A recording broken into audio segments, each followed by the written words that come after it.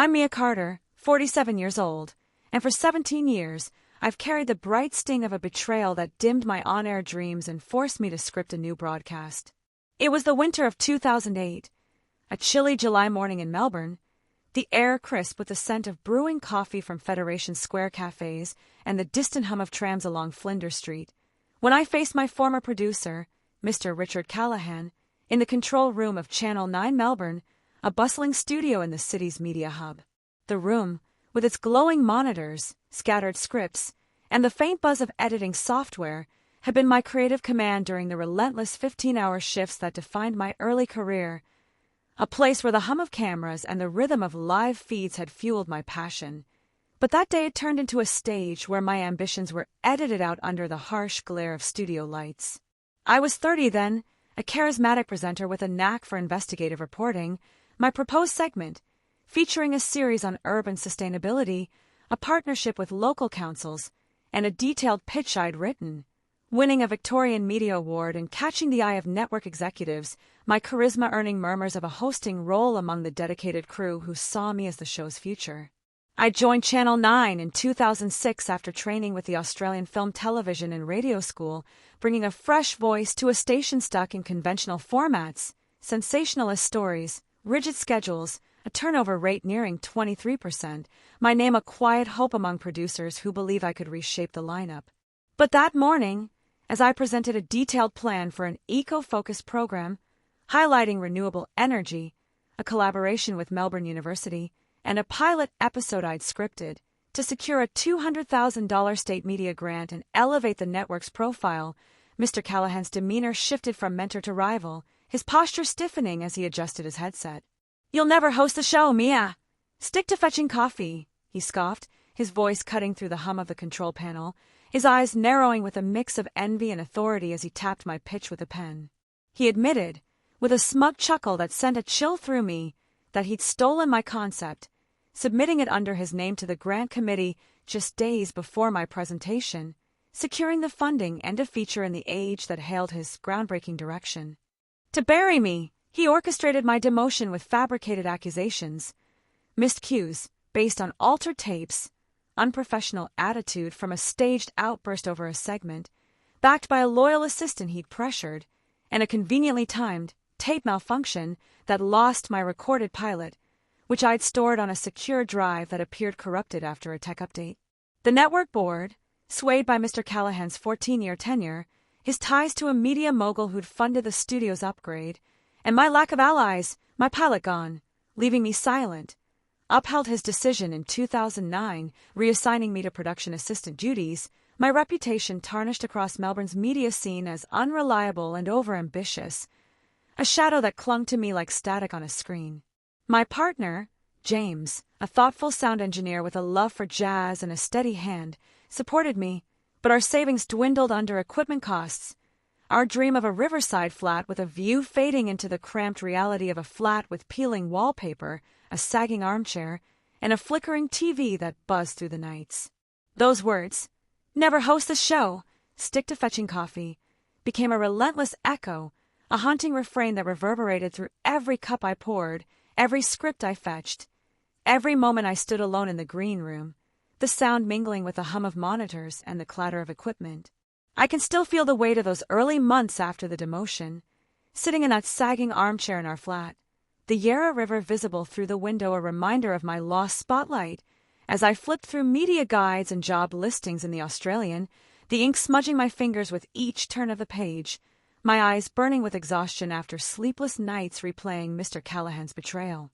The flat, with its second-hand furniture, a wobbly table James had salvaged from a set, a chair with a torn seat he'd patched with duct tape, and a single window overlooking a laneway where cyclists sped, felt a world away from the studio I'd envisioned, its air heavy with the lingering scent of coffee and cables I'd brought home on my jacket, a reminder of the life I'd lost. James took on extra sound gigs, recordings for bands in Fitzroy, mixes in Collingwood, his evenings spent tweaking audio under a dim lamp, the scent of solder and tea a testament to his sacrifice, while I pieced together a fragile existence with freelance reporting in Geelong, voiceover work in Ballarat, and weekend shifts at a radio station in St. Kilda, each story a fight to reclaim my voice. Every dollar a step toward survival in a city where media rents climbed and broadcasting dreams felt out of reach. Our daughter, Lily, born in 2010 after years of hoping, grew up surrounded by microphones turned into toys, scripts stacked beside her crib, her childish questions a tender ache. "Why don't you talk on TV anymore, Mummy?" she'd ask, her small hands tracing the edges of my award plaque. I'd smile through the lump in my throat, spinning tales of new stories to tell the world. But the truth gnawed at me. Mr. Callahan had blacklisted me, his narrative of my instability spreading to networks and stations, his influence a barrier to my hosting, leaving me stuck behind the scenes of a career I'd once led. Mr. Callahan's career soared in the years that followed. By 2015, he'd risen to network director, his name etched on awards from the Australian Commercial Radio and Television Association, his wealth evident in a Bayside mansion in Brighton, a holiday cottage in Lorne, and a leased Audi for his rounds. He hosted lavish media galas at the Crown Palladium, his wife Claire dazzling in designer outfits at charity events for journalism, his son Jack rising as a producer with a degree from RMIT University, while I rebuilt quietly, starting a small podcast by 2014 from our living room. My episodes grew. Interviews with locals in Bendigo, features in Dandenong, who valued my insights, my reputation a quiet undercurrent in Melbourne's media scene, passed along at community events and online forums. But the wound deepened with every milestone of Mr. Callahan's success. His smug keynotes at the Melbourne International Film Festival, Claire's Instagram posts from the Great Ocean Road, Jack's assistant role on a primetime show, each a fresh cut. My parents, both gone by 2020, had believed his lies, their final years dimmed by his version of events, their calls filled with concern over my struggles. Lily, now a 15-year-old media enthusiast at Melbourne High School, grappled with doubt, her early interests shadowed by Mr. Callahan's influence, her questions about my work strained by her childhood respect for the man. James's unwavering support, his hand-tuned microphones, his late-night jazz over cups of coffee, his repairs of our flickering TV, kept me grounded, his love a steady signal in the noise. The turning point came 5 years ago in 2020, when the first cracks in Mr. Callahan's polished facade emerged. His network faced lawsuits over staged content, staff posted viral complaints on X about exploitative hours, and a whistleblower exposed falsified ratings in The Age expose. At 42, with my voice hoarse from years of off-screen work, I began my discreet investigation, contacting old crew over drinks at pubs in Richmond. I'd meet them in the early evenings, my notebook a shield, listening to their tales of Mr. Callahan's decline, overworked teams, manipulated scripts, a culture of fear, over plates of Parmesan pale ale. Last month, on July 20th, 2025, I sat with Tom, a former assistant who'd left in 2019, at a pub in South Yarra, the hum of trams a faint backdrop. His trembling hands passed me a USB drive. "He's fading. Stolen pitches, fake data, pressure on us to hide flops," he murmured, his voice thick with regret. "That eco-series was yours, Mia." My pulse raced. This was the proof I'd waited for. On August 10th, 2025, I contacted Sam, a journalist with The Age who'd uncovered media scandals with a keen eye, meeting him at his cluttered office in Docklands. We pored over the USB, photos of my 2008 pitch draft, detailed logs of Mr. Callahan's theft, emails hinting at bribed analysts. "This could cancel him," Sam said, his voice a mix of excitement and caution. "But we need the right broadcast." On August 22nd, 2025, I dug deeper, turning our flat into a detective's lair. Amid scripts and mic stands, I accessed public records online, my fingers stiff but resolute. At 10 a.m., I found it, a 2023 audit report buried in the Victorian Media Authority archives, tied to my plan, now linked to a ratings scandal that cost the network $230,000 in fines. My hands shook as I printed it, the past merging with the present in a surge of clarity.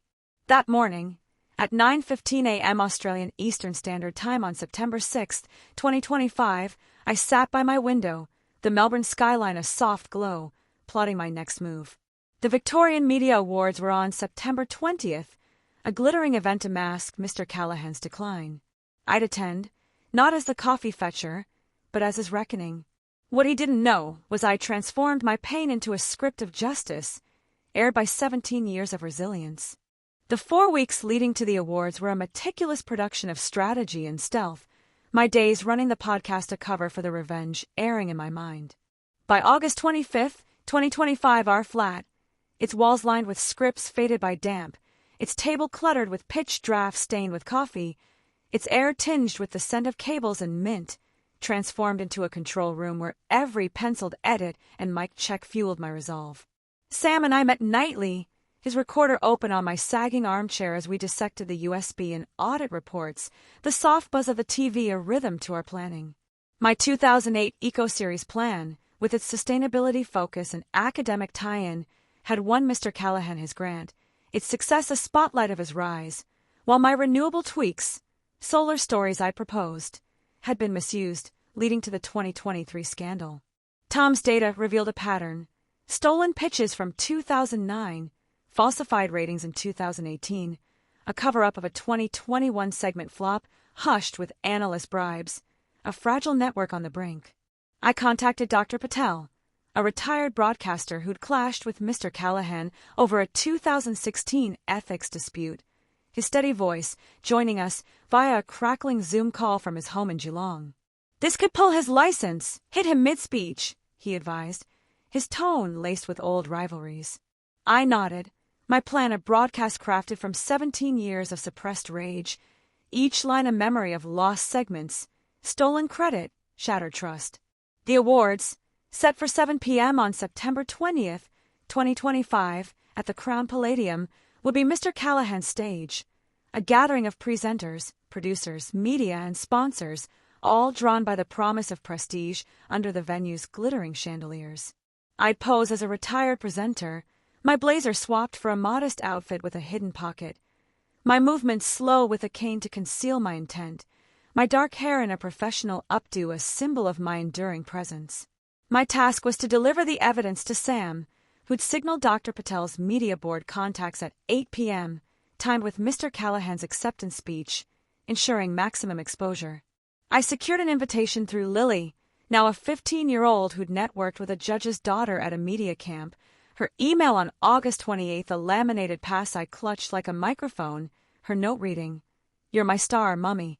She suspected nothing, her passion a tool I'd wield with care. Preparation was a rigorous rehearsal, a blend of physical discipline and emotional fortitude. I practiced my shuffle daily along the Yarra Trail, perfecting a weary gait and a warm, unassuming smile that masked my burning resolve, my cane tapping a rhythm of patience against the path.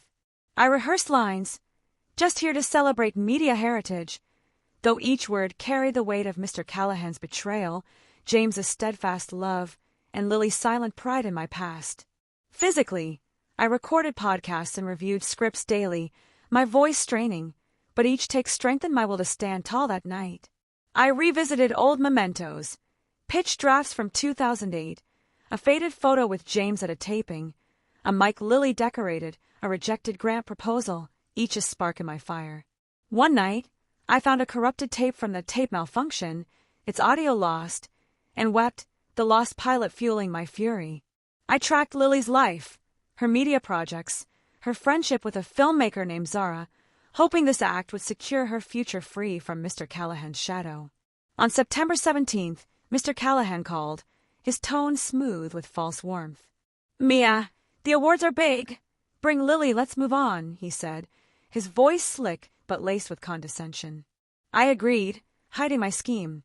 He didn't suspect I'd coordinated with Sam, who'd lined up Dr. Patel's contacts, or that I'd commissioned an outfit with a hidden pocket, its fabric a shield of my past honor. The outfit arrived on September 19th, tailored by a local seamstress from Collingwood, Mrs. Singh, who chatted about her cooking, unaware of my mission. I tested the pocket, sliding the USB and awed inside, their weight a promise of justice.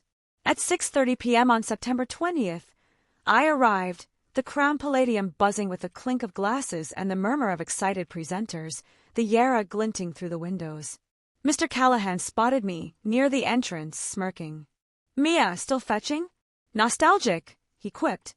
I nodded, my cane steady, my pocket ready. At 7:45 p.m., he began his speech, launching into a tale of his media legacy and unveiling a new eco-series echoing mine. I scanned the scene, Lily clapping awkwardly, Zara beside her, media filming, Claire sipping champagne with a smug grin, Jack adjusting his father's notes. At 7:58 p.m., as Mr. Callahan praised his vision, I edged toward Sam, my pulse a drumbeat.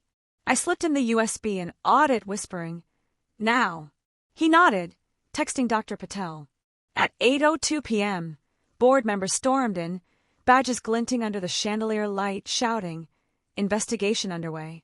Mr. Callahan's script fell, his face paling as they seized his tablet. The awards ceremony erupted into a maelstrom of chaos, attendees scattering like startled cockatoos, fleeing the Crown Palladium's opulent hall, media cameras swiveling to capture every frame of the unfolding drama, Mr. Callahan's protests drowned by the authoritative commands of board members that reverberated off the gilded walls, the chandeliers casting fractured light across the scene. Lily stood stunned near a canopy table, Zara's hand on her arm offering silent support, her eyes wide with disbelief as the reality hit, while presenters murmured in clusters, their media world rocked by the scandal. I stood tall, my outfit a badge of my hard-earned resolve forged over 17 years, my cane a symbol of strength that had carried me through the quietest cuts, my heart pounding with a mix of 17 years of vindication and the bittersweet ache of a family nearly lost to Mr. Callahan's deceit that had cast a long shadow. Board members swarmed the stage, their dark suits a stark contrast to the venue's elegant decor of velvet drapes and polished marble, cuffing Mr. Callahan as he roared, "This is a setup, Mia, you'll pay," his voice cracking with the desperation of a man watching his network collapse. They read charges, plagiarism that stripped his awards, falsified ratings that undermined his reputation, ethical breaches that misled viewers, each word a hammer blow to his legacy, the list growing with a $270,000 fine for unaccounted grants that funded his mansion, their voices steady as they recited the litany. Sam approached, his voice a lifeline amid the din of shouting and camera shutters. "They've got him, Mia. You've done it. His spotlight's out," he said, his eyes alight with the thrill of the scoop. The media frenzy was immediate. Headlines like Callahan's media crash and presenters' 17-year revenge blazed across screens by 10 p.m., my name a murmur of awe in the chaos that swirled through the hall. Microphones thrust toward me like cameras seeking a focus. Mr. Callahan turned to me, his face flushed with rage that mottled his once suave features, sweat beading on his brow like dew on a lens, his tailored suit now rumpled as board members tightened their grip on his arms, his posture slumping under the weight of defeat. "You!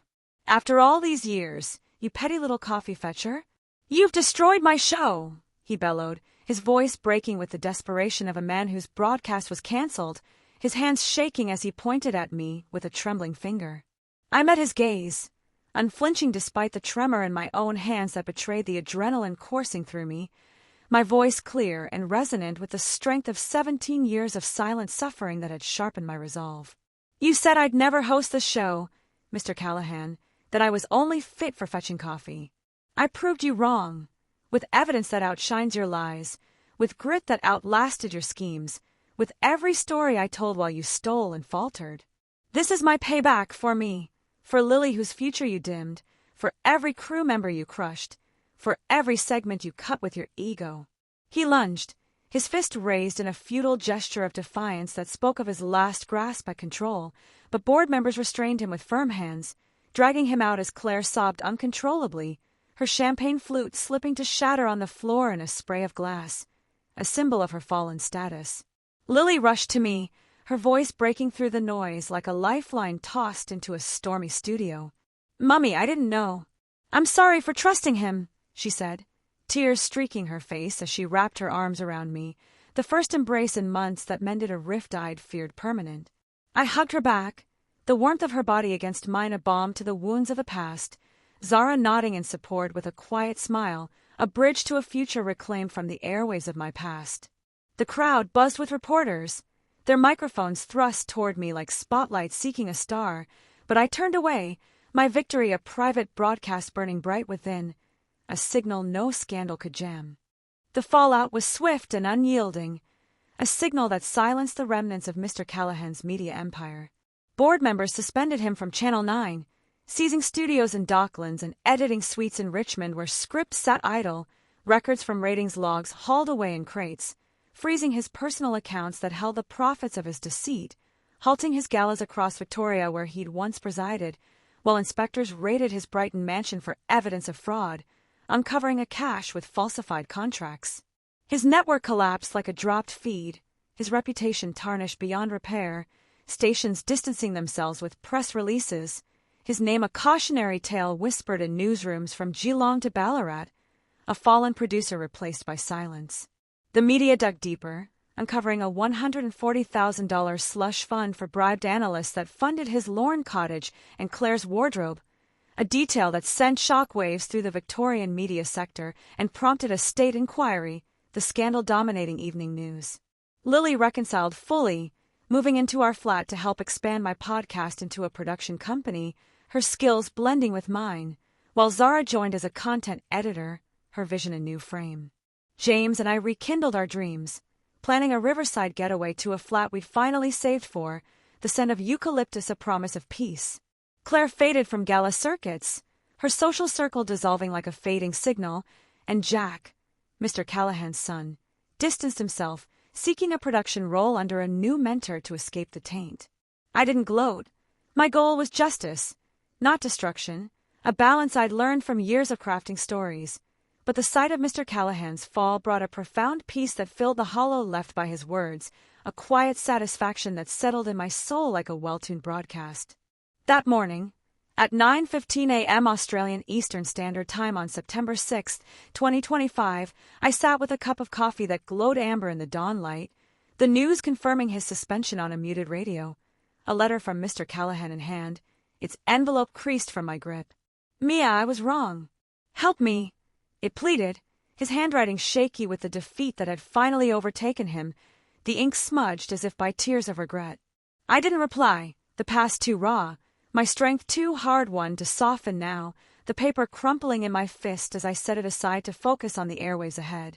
Months later, his hearing began in a courtroom in Melbourne Magistrates Court, board members and inspectors wielding my evidence with the precision of a cutting-room edit, Tom's testimony a damning narrative of media corruption, and Dr. Patel's audit records a final script. The gallery filled with former crew who nodded in silent support, their headsets traded for suits. I attended the first day, my presence a silent testament to my journey from coffee fetcher to this moment, seated beside Lily and James, whose hand I held tightly, and watched Mr. Callahan's defense crumble under the weight of truth. Dozens of former staff stepping forward with tales of pressure and theft, their voices a chorus of validation that echoed through the room. The judge, a stern jurist with a passion for broadcasting and a gavel that rang like a studio cue, ordered a full investigation, hinting at a potential license revocation and fines that loomed like a black screen, his ruling a vindication of my 17-year wait. Lily and I launched Carter Media Works, restoring family pride with original content, hiring Tom as a producer whose expertise bridged my past and present, while James retired from sound work to teach audio skills to youth, his hands finding new purpose in wires. I visited Channel 9 once, its studio silent with the absence of Mr. Callahan's voice, its desk a memory of my youth, a monument to his greed and my redemption that stood tall in my heart. My revenge, 17 years in the making, was not just justice served with a flash of spite. It was my rebirth, a show reclaimed from the wreckage of his sabotage, a testament to the resilience I'd always carried within, a broadcast that grew stronger with each story I aired.